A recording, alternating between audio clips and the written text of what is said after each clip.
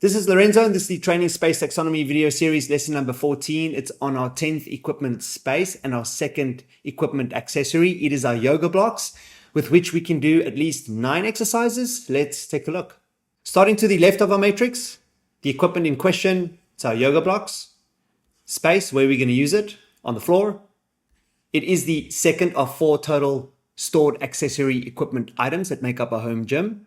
And as we saw, we can do at least 9 exercises using our yoga blocks. Looking at our first example of where our yoga blocks really come in handy, whenever we're doing mobility work, especially such as the front split, the yoga blocks will provide us with positional support. For our second exercise, same thing. Here, the yoga blocks serve as giving us positional support for our middle splits. For our third exercise, as we saw before, the couch stretch or the vertical lunge against the wall, the yoga blocks serve as positional support. We saw that in the parallettes video. Our yoga blocks serve as elevated support in many exercises such as the scap shrug, the chest hover or push-ups, but also elevated support for exercises such as the L-sit and the V-sit. As we can see, we can classify all of our yoga block exercises in the following 3 categories. The first is elevated support on the mat, as we saw here, for the front split, middle split, but also the wall lunge. In our second category, our yoga blocks also serves as elevated support on floor-based exercises such as the chest hover and the push-up, as we saw here. And in our third category, the yoga blocks serve as the perfect substitute for parallel bar as well as parallette-based exercises such as the scap shrug and L-sits.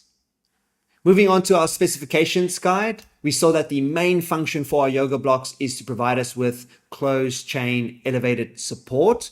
And so the minimum requirements for your yoga blocks, in my opinion, is to ensure that you are looking for a yoga block that is quite firm. I don't like the ones made up of wood. It's too hard, and some yoga blocks are just too soft. So make sure you get a high density foam yoga block. Most yoga blocks come in the following dimensions: 9 inches long, 6 inches wide, and 4 inches in thickness. Of course, they vary, but these are the minimum requirements. And each block weighs about 200 grams, which makes it 400 grams in total.